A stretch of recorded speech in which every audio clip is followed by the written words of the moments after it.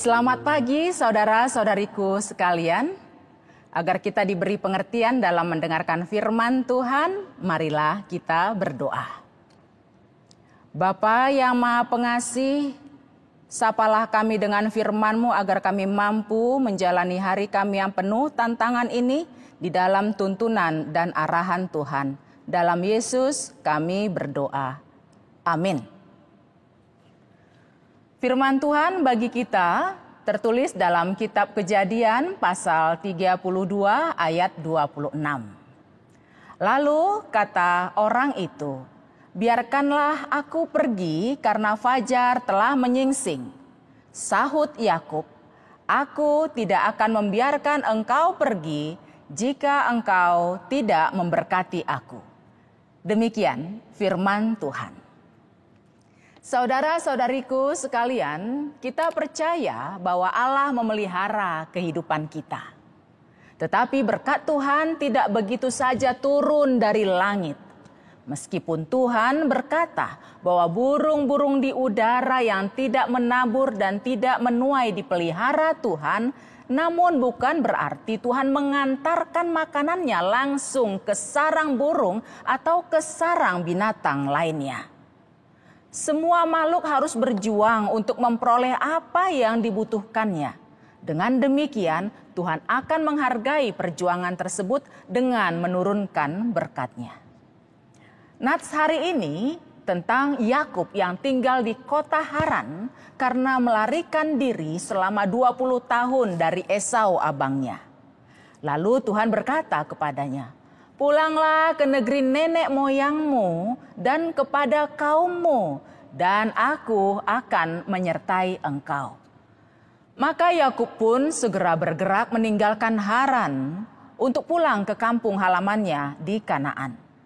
Namun janji Allah itu tidak serta-merta diberikan begitu saja. Yakub harus berjuang untuk memperolehnya dengan proses yang berat. Yakub berpikir keras serta menyusun strategi sebaik mungkin. Manakala ia pulang dari Haran menuju Kanaan, ia membawa banyak sekali keluarga besarnya, ternaknya, dan pengawalnya.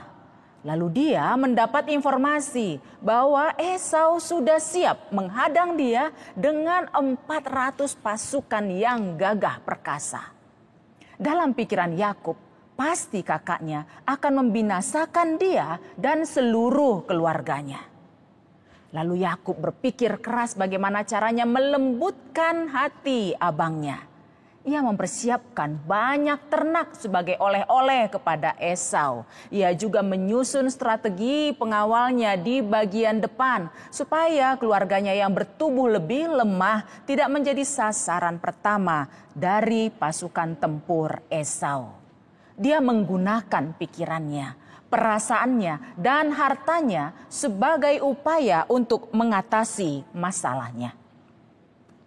Namun di atas semuanya itu, dia tidak lupa berserah kepada Tuhan dengan sungguh-sungguh.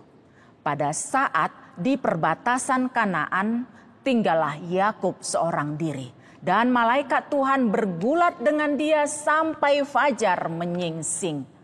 Malaikat itu diartikan sebagai wujud teofani atau penampakan Allah. Itu sebabnya manakala malaikat itu berkata, "Biarkanlah aku pergi karena fajar telah menyingsing," Yakub menjawab, "Aku tidak akan membiarkan engkau pergi jika engkau tidak memberkati aku." Akhirnya Tuhan memberkati Yakub, tetapi dituliskan pula bahwa Tuhan memukul sendi pangkal paha Yakub sehingga sejak itu Yakub menjadi pincang. Artinya Tuhan tetap memberikan konsekuensi kepada Yakub yang telah melakukan kesalahan di masa lalunya. Setelah itu Tuhan memberikan berkat yang diinginkan Yakub. Yakub yang sedang dalam masalah besar menghadapi Esau, sekarang justru kelihatannya berada dalam masalah yang lebih besar lagi. Keadaannya yang pincang menyebabkan dia tidak bisa lari dari Esau. Namun kenyataannya adalah di saat Esau datang dan melihat Yakub, Esau memeluk dan mencium Yakub. Masalah Yakub selesai secara ajaib. Dan jalan ke Kanaan, negeri perjanjian, terbuka lebar baginya. Saudara-saudariku sekalian, hidup ini adalah perjuangan. Maka berjuanglah bersama Tuhan. Meskipun kita pernah mendengar firman Tuhan yang berkata, Tuhan akan berperang untuk kamu dan kamu akan diam saja. Arti dari kata diam saja bukan bermaksud pasif. Kita harus tetap aktif, tapi jangan mengandalkan kekuatan sendiri, melainkan berjuang mengandalkan Tuhan. Jangan lari dari kelemahan, jangan lari dari masalah, tetapi majulah bersama Tuhan menghadapi masalah itu. Bila tiba saatnya, saudara pasti menerima penggenapan janji Tuhan, yaitu kehidupan yang diberkati sepenuhnya. Percayalah, rancangan Tuhan pasti rancangan damai sejahtera. Maka bersama Tuhan berjuanglah. Amin. Marilah kita berdoa. Terima kasih ya Bapa, Engkau senantiasa menopang kami dalam segala pergumulan kami.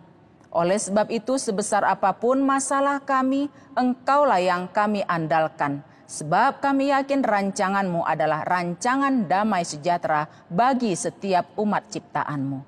Mampukan kami untuk mengerti dan melakukan firman-Mu. Dalam Yesus kami berdoa. Amin.